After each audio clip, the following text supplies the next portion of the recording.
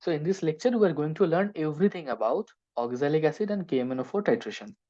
So we have two components. First one, oxalic acid, and second one, KMNO4. Uh, okay. So for oxalic acid, we know oxalic acid is primary standard solution. Primary standard, that means concentration doesn't change. But KMNO4 here is secondary standard solution. That means when the KMNO4 is kept, gradually its concentration is changed. So our initial task is to have a concentration with have an KMNO4 with its known weight. So secondary standard solution, any secondary standard solution, if we try to use that in a titration, first we have to make that standardized. That means our first task is to standardization of KMNO4. Standardization of KMNO4, because KMNO4 is secondary standard. KMNO4,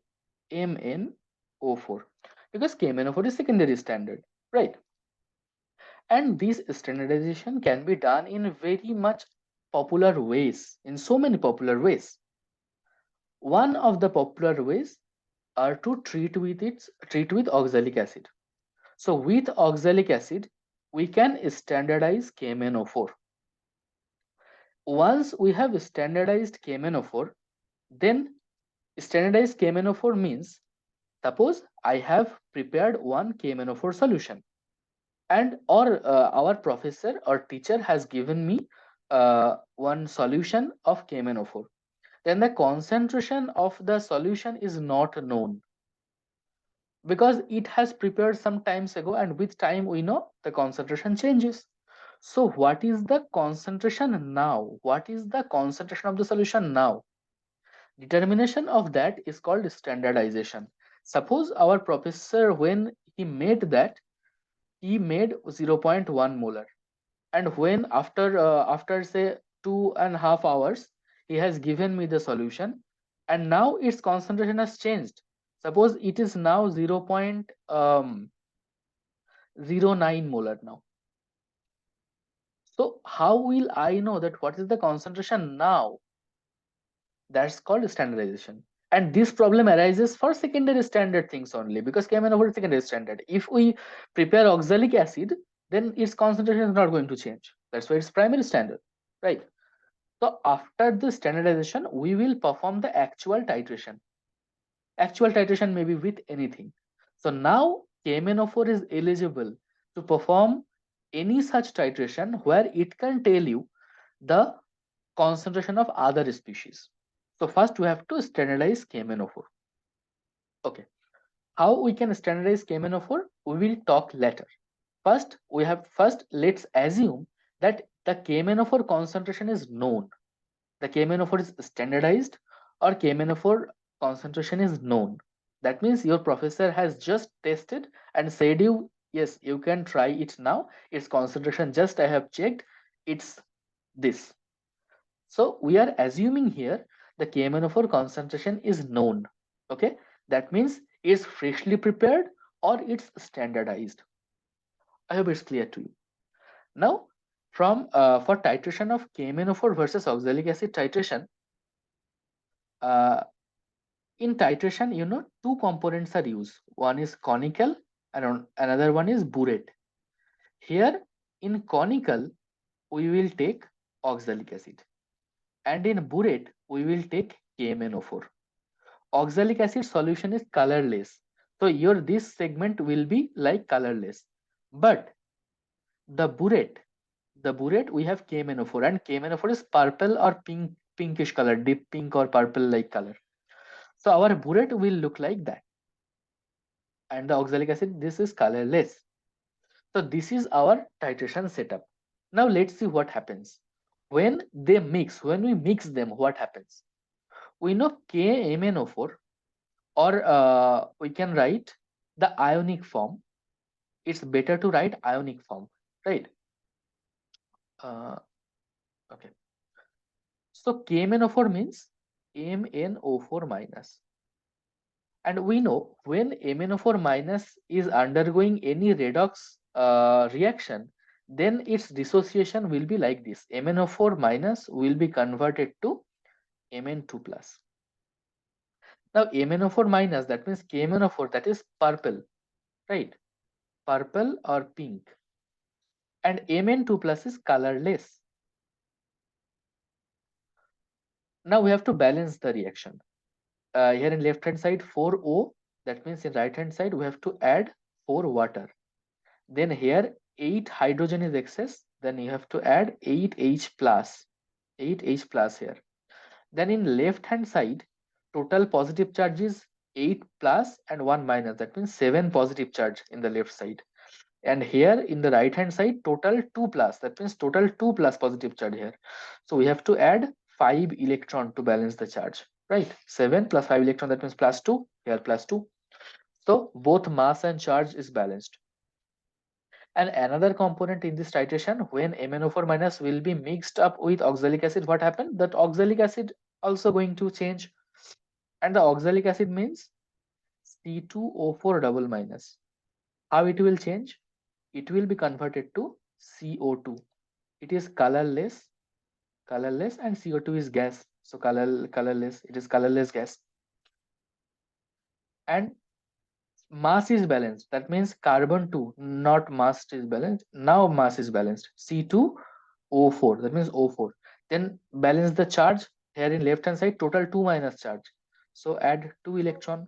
So now mass is also balanced. Now we have to add the equation, right? So let's add both the equation. To add this, here 2 electron, here 5 electrons, so multiplied by 5 multiplied by 2. Now our total equation is 2 MnO4 minus plus 16H plus 2 C2O4. Product side 2 Mn2 plus 10 CO2 plus 8 water. So this is our overall balanced equation. Now what you have to do, when you are adding KMNO4 from from above, then KMNO4 is reacting with oxalic acid. Now when it is reacting with oxalic acid, then in the in the conical, what happens? MnO4 minus is getting converted to Mn2 plus. Mn2 plus is colorless, and in the conical, oxalic acid is turning into CO2. That means nothing is formed in conical which can generate color. So with adding KMNO4 drop by drop, it is going to be colorless only, because MnO4 minus which is coming, that is converted to colorless Mn2 plus, and colorless oxalic acid is converting to colorless CO2, right? So colorless. When all the oxalic acid in the solution are exhausted, okay, then what will happen? One single drop of KMNO4 is going to make the whole solution colorless, whole solution colored, that is pink colored, right? So at the end point, what will happen? With one drop of KMNO4, the whole solution is going to be pink. So that is the end point, that is the color indication. And here no indicator is used, KMNO4 is self indicator. KMNO4 is self indicator because color change is shown by itself, right? So it is self indicator. So this is the whole scheme. And at the end point, what will happen? All oxalic acids are exhausted, okay, and extra MnO4 minus drop will lead the whole solution, whole the conical solution, pink colored. So this is the titration scheme. Now the most tricky part is calculation, okay. So overall equation we have received here. Now from this equation, what you can see, 2 mole MnO4 minus and 2 mole C2 2 mole MnO4 minus, sorry, this equation we have to multiply it with 5, right? So 5 C2O4 double minus, 5 C2O4 double minus.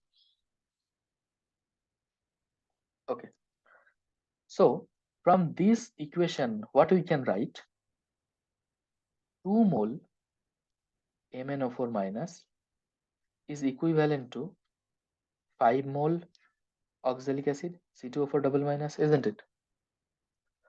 Now 1 mole MnO4 minus means 5 by 2 mole C2O4 double minus. There is no problem. Now in this titration, what we know and what we don't know. Known, unknown. What we know, known is volume of oxalic acid, because we have put all oxalic acid by our own. Volume of oxalic acid is known. For example, I had taken 25 ml oxalic acid. Concentration of oxalic acid not known, and it is our task to determine oxalic acid. What is the concentration of oxalic acid? Sorry.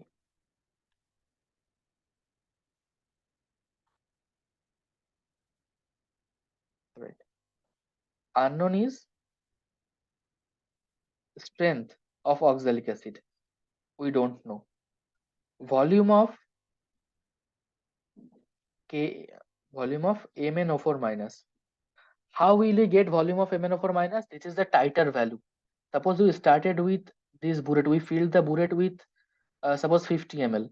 Now after the end point, we are getting suppose 26 ml. So 50 minus 26, that means 24 ml is our titer value. That much of KMNO4 is reacted with that oxalic acid. So that is our titer value.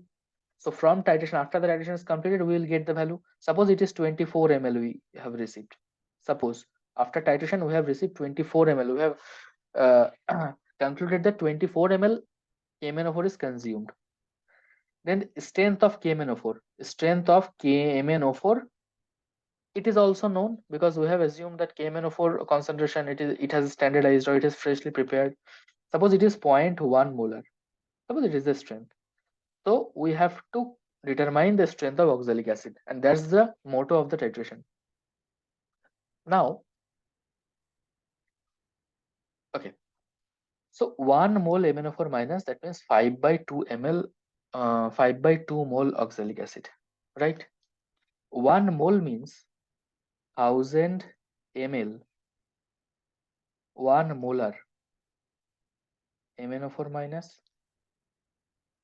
equal to 5 by 2 mole C2O4 means 5 by 2 mole into, we have to multiply it with the molar mass of oxalic acid. Now what is the molar mass of oxalic acid? That is 126.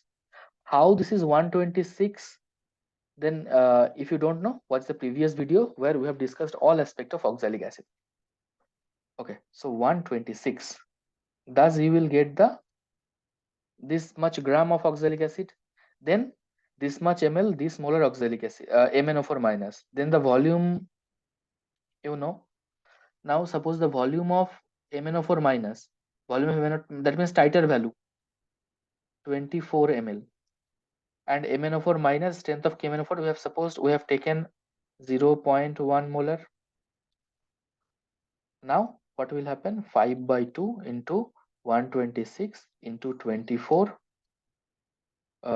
sorry, 24 by 1000 into 0.1. Now after this calculation, you will get how much gram of oxalic acid you had. Okay, how much oxalic acid you had. Okay, so it will be our final estimation. Now if they tell you to evaluate that concentration of oxalic acid or amount of oxalic acid in terms of concentration, not in terms of weight, okay, then suppose oxalic acid, volume of oxalic acid was 25 ml. So now you can calculate in your 25 ml you had the concentration, or you had, for example, from here it is coming x gram. So in 1000 or in 100 ml, suppose in 100 ml 4x gram. So the concentration is 4x gram per 100 ml, or you can calculate in 1000 itself. Okay, so now from here in this way you can come, or you can conclude your answer in concentration itself, right? In 25 ml x gram, then 100 how much, then 1000 how much, then you can calculate like that.